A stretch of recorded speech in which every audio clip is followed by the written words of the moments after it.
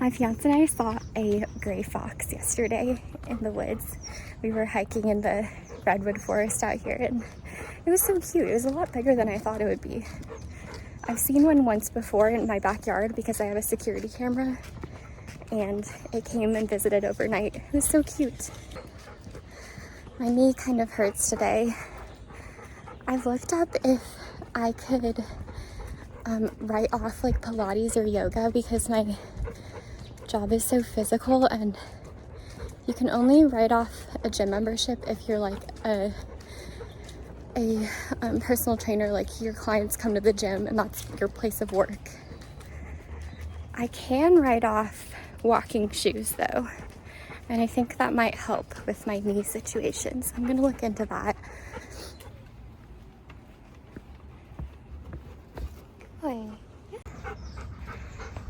These are foxtails, and they can get caught up your dog's nose or in their paw. You just need to make sure you keep your dogs away from those, because that can lead to a very expensive vet bill, and I'd like to avoid that. This person's little front garden is so beautiful. I love the homes in this town.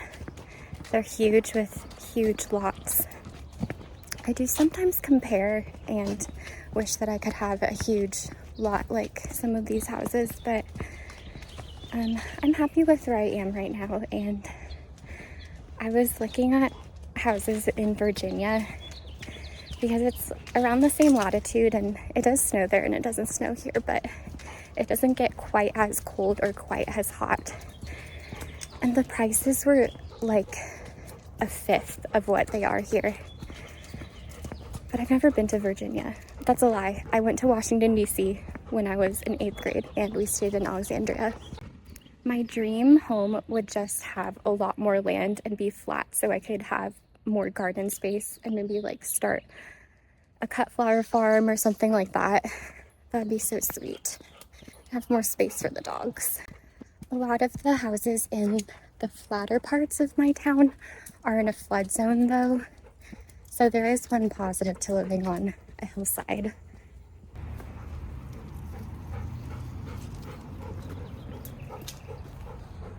It smells like jasmine. I walk this client multiple times a week, and there's always kids poking their heads out of the cars that pass saying like, I love your dog, he's so cute. He is so cute though, they're right.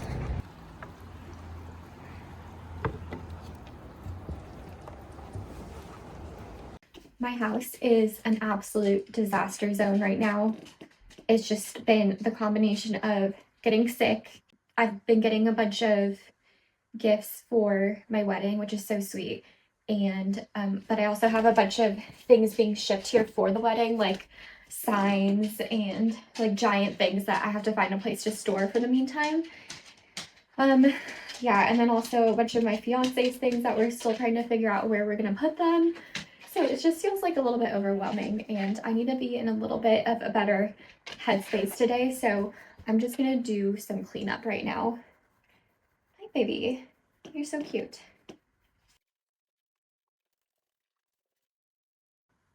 I do like working with YouTube videos on in the background. I've been kind of taking a break from YouTube, like watching YouTube. Obviously, I'm creating videos still, but I actually did delete the YouTube app and the YouTube Studio app from my phone because I just realized I wasn't having a healthy relationship with it, and I lost one subscriber yesterday, and it kind of made me like upset. So, and I'm not even at the point where like losing a subscriber is, I mean, losing subscribers at all is not a big deal, because if the wrong person is watching your content, like you don't want them to watch your content, which is fine. So I've unsubscribed from people in the past, and I totally understand why someone would unsubscribe from me, especially because I've been posting different types of videos lately. Like I'm just really trying things out right now, and yeah, I just do not blame anyone for unsubscribing from me. But so I think I mentioned recently I've been watching Ransom Canyon, and I've watched a few more episodes and I do like it. So I do recommend it for anyone who likes Virgin River. It's totally its own thing though. It's very different. And it takes place in Texas, and it's about ranchers. And yeah, I like it. I like the like murder mystery situation that's happening. Yeah, I'm like I'm a scaredy cat with gore. I don't really like it. Like I couldn't watch a Game of Thrones because of that. But it's not gory. It's like more Agatha Christie murder mystery than like a scary one. So I'm gonna watch some YouTube videos, probably Plantriotic, because he just motivates me. He's such a like high energy person that gets a lot done. So I'm gonna put that on and then we can clean.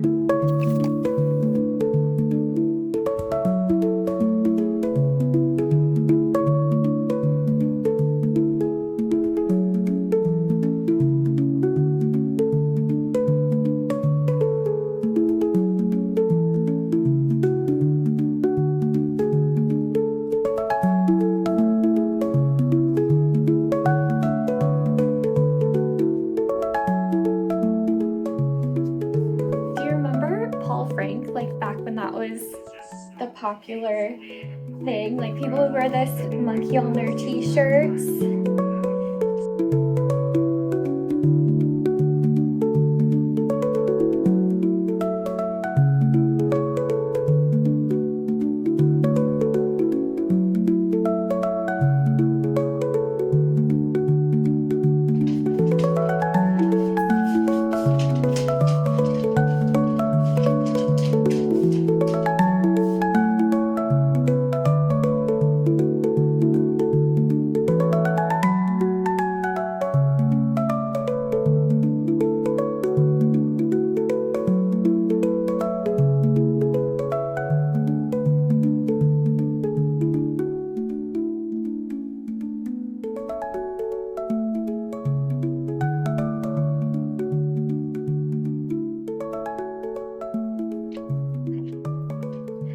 My dog sitting client's mom told me that she took him for a walk and she ran into a bunch of goats out on the trails. And I think I want to go out and see if I can run into a bunch of goats with him too.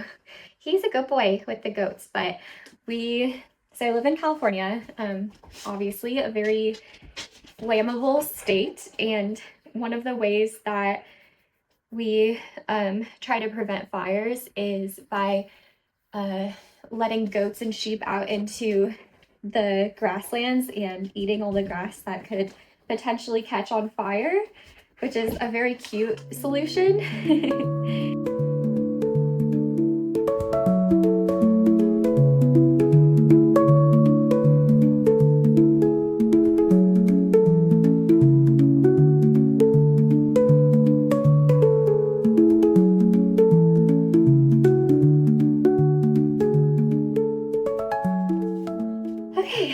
All done. I already feel so much better. I got a text from one of my friend's moms this morning asking if she could do something to help with the wedding. And I used to be the type of person that I wanted to be in control and do everything. And also part of that was like, oh, they're just offering like to be nice, like they don't actually really want to help. But I genuinely believe that she wants to help and like would feel better if she could do something. So I'm gonna try to think of some things that I still need help with, like making some signs probably. All right, baby. Okay, I'm gonna go start working at my desk job and hanging out with my pups. These two are good friends. They're actually, so my dog is a pit husky mix and so is this one. This one is a lot more athletic looking than my dog. But yeah, he's more husky and my dog's more pit. Hi, baby. So cute. So cute. So I was thinking about this yesterday, and I have really noticed how much less business I'm getting this year than the same time last year. And I just want to pull up my spreadsheet to see the actual numbers because I should say this as a caveat. Last year was my first year taking this seriously and going on Rover. And I had Rover active for like all of the features it offers besides house sitting during this time last year. So I was getting a lot more new clients and a lot more one-off clients, but this year I turned Rover off last summer, so I'm not taking any more new clients that come to my house, so I don't have to do any more new intros. The one caveat to that is I will take new clients if current clients suggest them to me. So I actually did recently have a meet and greet with a retired guide dog, and one of my current clients asked me if I would watch the dog for that family, and I was happy to. That's my favorite type of referral because my clients already know me. They know my dog, they know what I offer. So if they're referring me to someone, I already know that they've probably talked about what I offer and what I can do, and the new client is probably already a good match. So I'm always open to that. But yeah, let's look at the spreadsheet. Okay, I'm just gonna consider the first quarter of 2024 and then 2025, the first quarter. Wow, yeah, I basically made half, less than half. And my expenses for this year are a lot more because I am taking that dog trainer certification course, so that's pretty pricey. And I did have to make some upgrades, and then I also bought a couple of things for starting my YouTube channel. So I think I'm just gonna have, to be totally honest, I'm okay with it if I break even this year because I'm viewing this year as a time of growth and hopefully accelerating my business in the future. So it doesn't bother me that the numbers are so low, but I think these numbers are mostly attributed to me going off of Rover and not actively seeking any new clients. But I will say that in my experience, my clients are going on vacation less, and I think it's because of the state of the economy right now. So I'm excited to see how the rest of this year plays out. And like I said, it is okay if I break even this year because I think with everything I'm doing this year, I think I'm gonna lead to just more expansion and being able to make more in 2026. So I'm excited for that. I am considering going out to one of the redwood parks for a walk with this guy. Stop. Okay. But I just looked on All Trails and I saw that someone had seen a rattlesnake there this exact time last year, and it's kind of psyching me out. I don't know if I want to go alone or just wait for my fiance to join us. So I don't know. What should I do? I also wanted to just mention that I got eyelash extensions a while back, like a few weeks ago. So if you've watched me from my very first video to now, you've probably seen me look like I have a ton of makeup on to now where I don't really look like that anymore. And I just wanted to talk about my experience. Thank you so much. I didn't really love the way it looked. I didn't like it at all. I didn't like the way it looked when I first got it. I thought it was way too heavy, and it's nothing to do with the actual person who did it for me. I think she's so talented, and she's actually my friend, so I'm never gonna say that she didn't do a good job because she genuinely did. And I've seen her work on other people and it looks so good, but my eyelashes are blonde, so it just looked a little bit too intense. And I usually don't wear makeup either, so I think that was part of it, going from not seeing myself wear makeup to really thick eyelashes. It was just too much, I think. But my eyelashes have basically all fallen out since then, and I need to get it redone. I'm gonna get it redone a day or two before my wedding, and I'm going to ask her to do a third of what she did the first time, because the goal for my wedding makeup is I want it to look good in photos, so far away, but I don't want someone to come up to me in my face and talk to me and be shocked by my makeup. And I have unfortunately had that experience before with people who don't usually wear makeup, and then it's really intense and too much. So I'm trying to avoid that as much as I can. Hi, babe. And I did do a makeup trial and they used false eyelashes, and it didn't look good at all. So that is the main reason why I chose to get eyelash extensions. I'm probably not going to do it ever again outside of maybe if I want to take family photos sometime in the future, but just day to day, I don't really want them. I'm just too on the go and outdoorsy, and I put sunblock on every day, and that will make it fall out quicker, and it gets a little bit irritating and in your eye line. So that's just not really my style. I also had to blow dry them the first couple of days, and I don't even blow dry my hair, so it was just a little bit too much work, and I'm a lazy person. It is so beautiful out today. I'm gonna bring my computer outside and work on my deck. It's like 71 degrees, partly cloudy, enough shade, but still warm. It's perfect. This is why I moved here.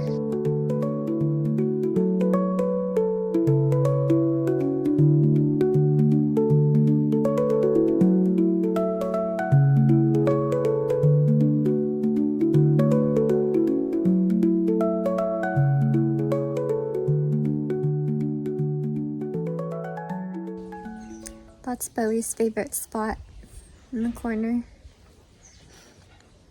It has the most sun, I feel, of the deck. I'm still thinking about going for that redwoods hike, but seeing Bowie laying on the deck so happy and comfortable, I don't know. I would have to leave him too because I can't walk both him and my boarding client at the same time. They're just too strong.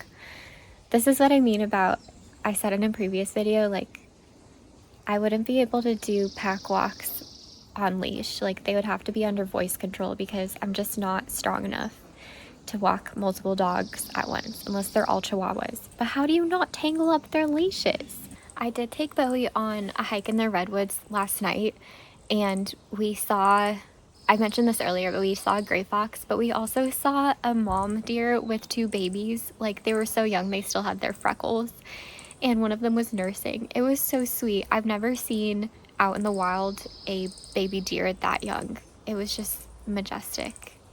I have to go do it. The weather is too good. It would be a crime not to go.